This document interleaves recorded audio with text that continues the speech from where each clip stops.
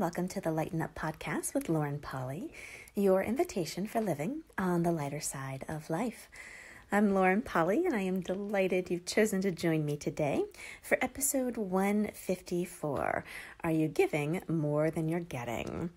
If you are an over-giver out there, I'm sure this topic will be huge for you, just like it is me, and just like it is almost every single client that I work with. So many of us are not just over-givers, or identify as being overgivers. At the base of kind of our personality, our desires, our wishes in the world are to actually help and assist other people. Whether that is through business, whether that is through facilitation, whether that's through actually being in a helping profession or a healing profession, like working at a hospital or working with children, taking care of elderly, taking care of your family. Whatever it is, if you are a people person, if you are somewhat interested or invested in helping people or healing people, or even just gifting of yourself, this is a must-have conversation. And truly, beyond the conversation, it's adopting certain viewpoints that actually are more generative for taking care of yourself in the midst of all that you are doing for other people, and learning how to have a light touch with the change you desire to create in people's lives. So many of us get a little heavy-handed, heavy-fisted sometimes, where it's like, oh, I really just want to give you everything. Or, hey, you're paying for a session with me, so I want to give you everything. Or you're showing up at my work and my job is to give you everything. Or I love and care about you so much that I want to give you everything. And unfortunately, with that point of view that you have and those behavioral tendencies you have to go there, you don't really take into account what those people are willing to receive from you. Sometimes you giving people everything you have to give is overwhelming to other people. It's too much for them to be able to receive. It may be too different right off the bat. It may go into kind of like that overwhelmed, over-processing, heady space where it doesn't get to land in their world in a way where they could actually pick it up and run with it. So looking at your broader scope, looking at that bigger ask that you have for your life and living, if you truly desire to help, heal, uplift, transform, empower, facilitate other people, regardless of how you go about it, if you actually have that in consideration, that's exactly what you desire to do, would you be more apt to give things to people in a measured way that actually let them have ease taking it and running with it on their own? And in the process of that, you actually being able to have more ease in how you gift it. This is a paradigm shift. This is something that we're not taught to do. Sometimes we're taught to do the exact opposite, like you're supposed to basically give everything away and then, by some magical volleyball type universe, you're going to get everything back. Unfortunately, it doesn't always work that way. And, there's some different conversations around this topic, and it's quite honestly a bigger conversation that I have with a lot of my one-to-one clients, because yes, there's a lot of capacities with being a generosity of spirit, being someone who doesn't get depleted, so they gift and they gift and they gift. I'm one of those. But what occurs, unfortunately, is when you gift and you gift and you gift and you have the expectations that it's going to be gifted back, or it's going to be received, or the person's going to have this certain amount of change based on what you're giving, things get a little bit mucky. Before you know it, the waters get murky and you're overgiving, you're getting exhausted, and then the person receiving is getting overwhelmed and totally doesn't feel inspired or empowered to put those things into action. It's one thing to give people inspiration and tools and information. It's a very different thing to give people that measured delivery where they can actually start to integrate it into their lives. They can start to feel empowered to implement it and to not only have that beautiful hope and inspiration, but actually move forward on the path of putting all of that into play in their day-to-day living. So wherever you have gone before, where you've been kind of murkying the waters a little bit, you've been over giving, they've been getting overwhelmed, or you've been giving with expectations of what should be coming back to you or what that person will be doing in the future.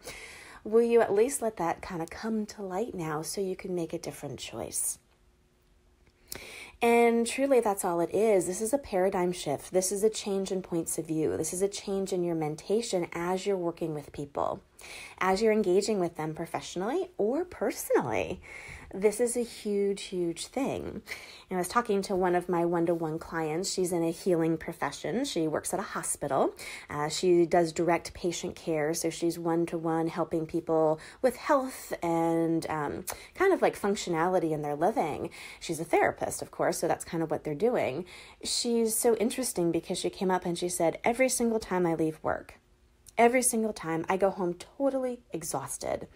Like I am putting all this effort, all this energy out there, and I see minimal change, minimal results with people.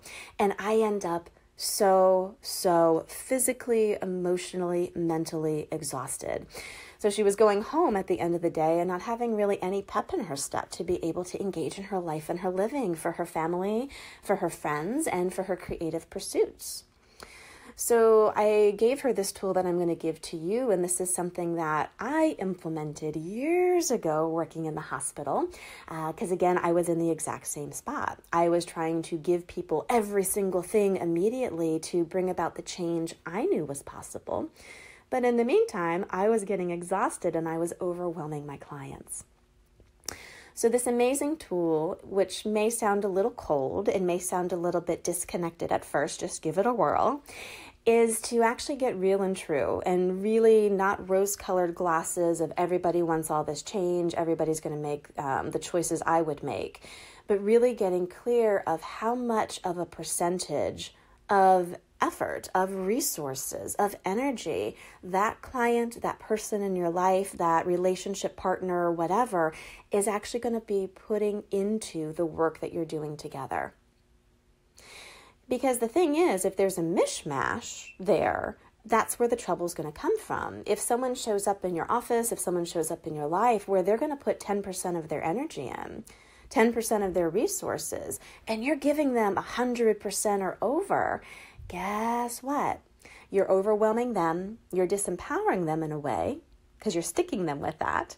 You're also in this crux point of overgiving. You're being heavy-fisted with what you have to gift. That's actually not a generative space to be in for you or for them. So being real and true and actually getting clear, not in a judgmental way of, oh, they're lazy, they're only going to put 10% in, I have all this to offer. Think about personal relationships too, where this comes into play. How many of your personal relationships are you the one who's always doing things for the other person? And they're putting very little effort or resources into the relationship. Maybe something to start to look at. And it doesn't mean that you pull out or pull away from your clients or relationship partners. It just means that you're present and you're showing up in a different space. You're gifting in a different way. And that in of itself may actually motivate, inspire, and open them up for being and doing more. So this trick I gave my client, this trick that I implemented myself, is every single time I meet somebody new, and every single time I go into an interaction with somebody, I take the point of view that I'm meeting someone new because they've changed since I've last seen them.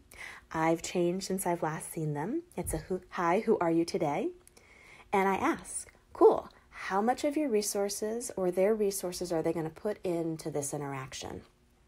I don't ask it out loud a lot. I ask it more internally, and I follow my energetic knowing. Cool. They're at a 10% today. So guess what? I'm going to back off. I'm going to take my foot off the gas pedal to the floor, back it off a little bit, and look at what I can gift them in a measured, spacious way. Guess what occurs? My body relaxes, I get more space, and the person in of itself, they actually start to be able to implement what you're sharing, and time after time after time, they start reaching for more. I gave this trick to my coworker who is quite new to kind of consciousness-based tools and energetic-based tools, and oh my goodness, did things shift.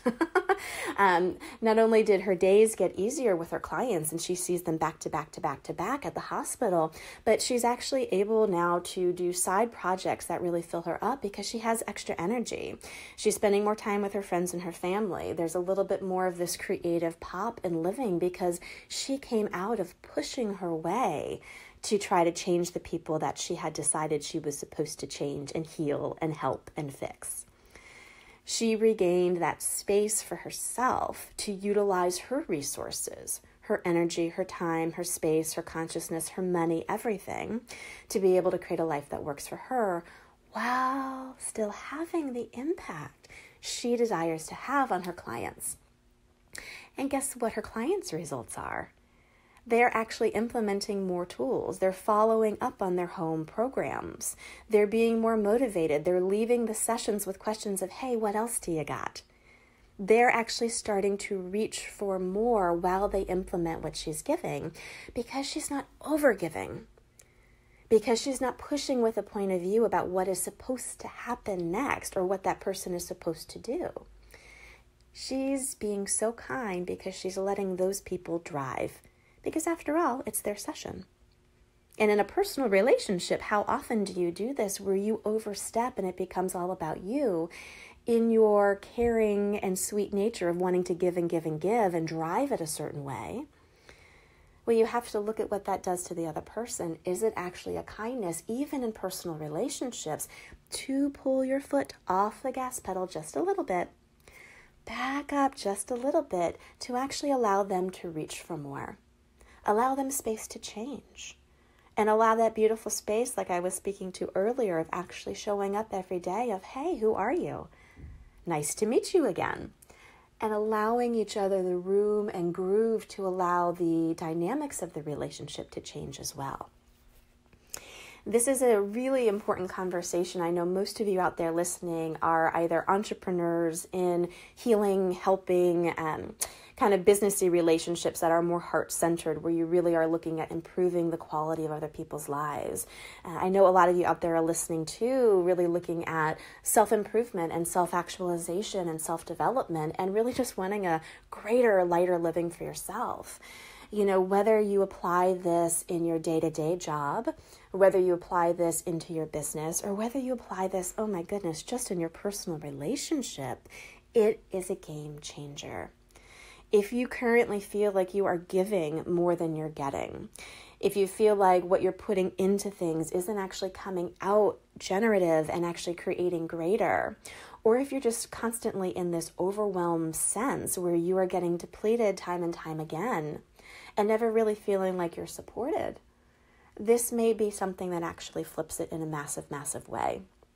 Super easy too. Every time you engage with somebody, cool. What percentage of their resources, their time, their money, their energy, their space, whatever, are they willing to bring to the table? And what if you actually allowed yourself to not pull out again, but allow yourself to get more spacious to gift and match that percentage? What would actually be created then? This is one of my favorite topics, as I said before, and one of my sweet spots to work with people. Like I said in the beginning of the episode, this is a deep conversation, and there are capacities here for gifting and healing and helping and facilitating others in really profound ways. It just gets twisted sometimes with our own points of view and our own weird ways of going about it. If you would love more assistance in breaking this down for yourself and learning some different tools and techniques to actually find your strength in this so that you can have more joy, more impact on the people around you, and better results in your life and your living, then I invite you to reach out for a one-to-one discovery session with me. During that hour, we can pick this apart for yourself, and you can leave with more clarity and ease with dealing with your overgiving tendencies that may actually just be a capacity in disguise. The link for the session is down below in the show write-up. Have an amazing week, and as always, I will chat with you next Tuesday.